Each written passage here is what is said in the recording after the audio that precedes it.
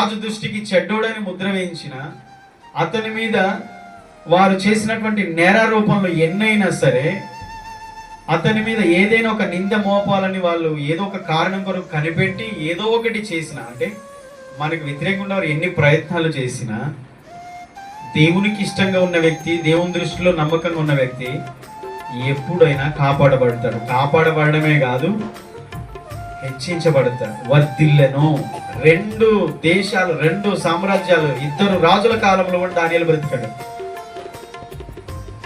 మాదీయులు పారసీకుల కాలంలో, 2 రాజుల కాలంలో కూడా దానియేలు వర్ధిల్లుతూ వచ్చాడు. చెప్పండి, నిందలు మనల్ని ఎలా ఏం చేస్తాయి? వర్ధిల్లుటట్టు చేస్తాయి. మన మీద చేయబడిన కుట్రలు మనల్ని ఏం చేస్తాయి? మనల్ని వర్ధిల్లుటట్టు చేస్తాయి.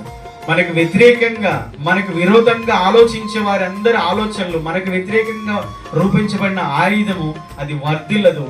మనల్ని దేవుడు వర్ధిల్లేటట్టు చేస్తాడు. ఆమేన్.